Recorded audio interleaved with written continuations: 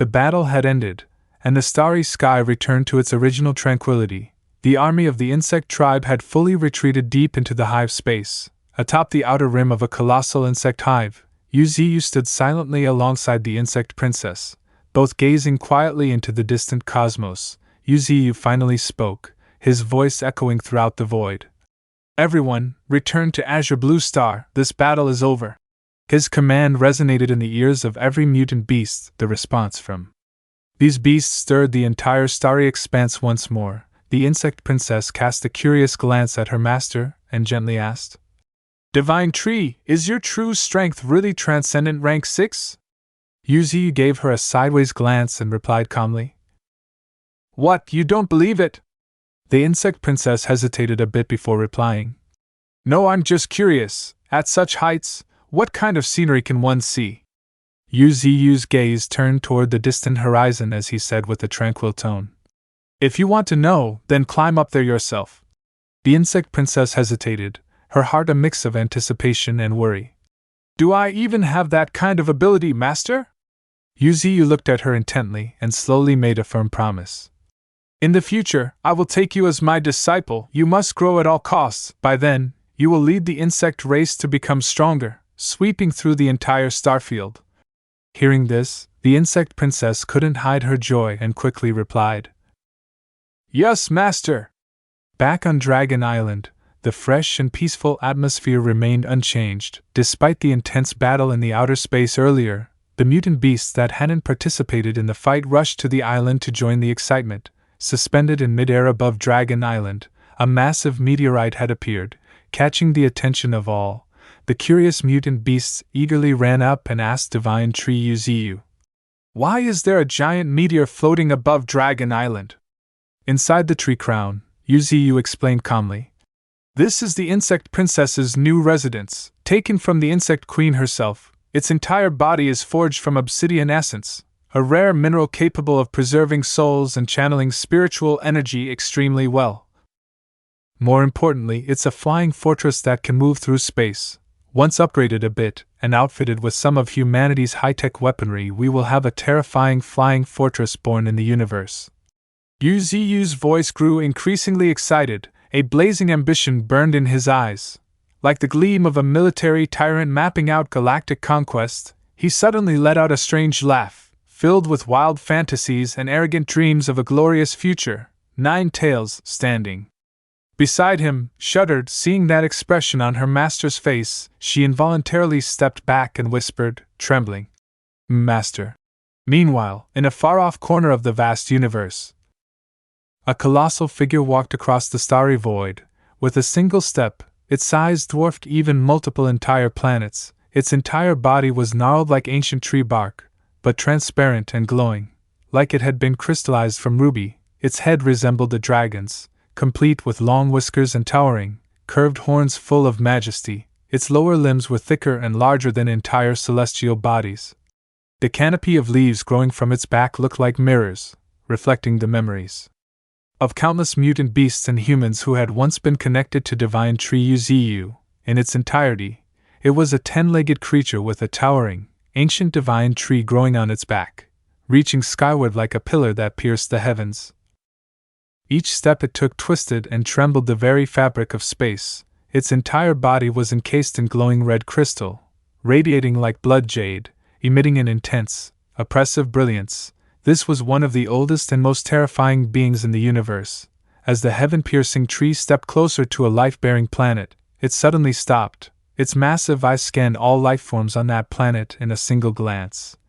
Everyone on the planet could see a gigantic eye in the sky staring down at them, offering no chance to react. The massive root tendrils of the Heaven-piercing tree writhed like enormous tentacles, wrapping tightly around the planet. Then, ever so gently, it pulled the planet toward the blood-red eye embedded in the center of its trunk.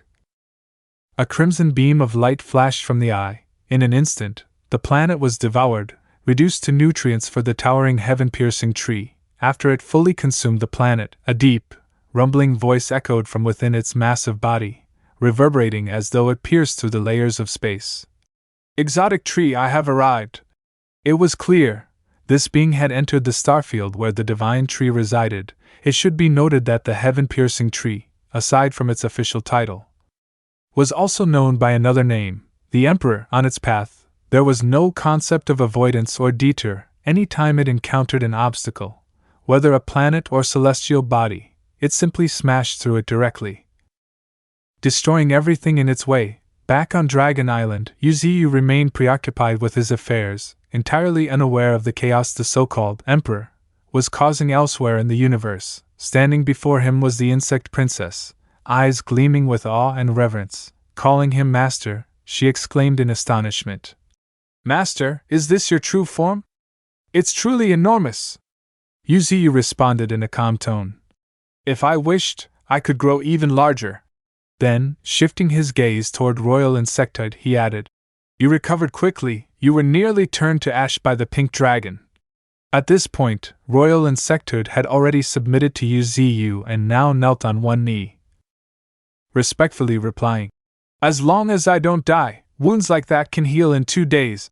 Yuziyu gave a slight nod and murmured, "I once thought the dragon clan had the best regeneration abilities. I didn't expect the insect race to surpass them." With that, he opened a spatial gate, leading to a vitality cultivation realm for the Insect Princess and Royal Insecttoid. "You two will train in this vitality space for the next few days." Royal Insecttoid peered into the space, visibly amazed. "This vitality energy is incredible. If I could train in there, that would be perfect." Without hesitation, Royal Insecttoid turned and called, "Let's go, little sister." The Insect Princess immediately followed, replying softly, "Yes." Once both had entered, Yuziyu closed the spatial gate tightly, then he glanced to the side and asked, "Royal Insecttoid, what do you think?" From a crack in the void Zillian emerged. He answered without hesitation, "Strong, terrifyingly strong." Yuziyu thought deeply about Zillian. He, too, was a mutant beast of the insect race. His strength was nearing rank 5. But Royal Insecttoid's battlefield was the vast starry void. He had fought against powerful forces like the Titan Divine Domain and the Celestial Master Divine Realm. His battle experience and opponents far surpassed what Zillian had encountered. After a moment of thought, Yuziyu gave a serious command. "If you get the chance, go spar with Royal Insecttoid. I believe that's how you'll find your next evolution opportunity." Zillian's eyes lit up with a gleam of determination. "Thank you, Master." Just then, Badger suddenly appeared out of nowhere and bluntly confronted him. "Master, you're playing favorites." Yuziyu stared at him and asked curiously, "Weren't you on Earth? Why are you back here?" Badger shouted, "I want to grow stronger too.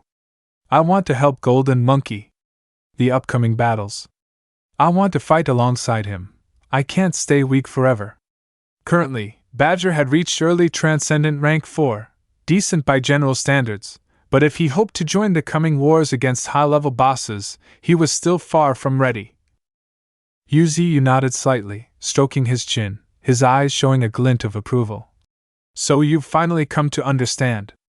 I'm truly glad. Friendship is indeed a precious thing." At those words, a sly, devilish smile appeared at the corner of Yuziyu's lips. "Very well then. I'll personally train you." The moment he heard that, Badger immediately turned and tried to run, but at that turtle-like pace, how could he ever escape Yuziyu's grasp?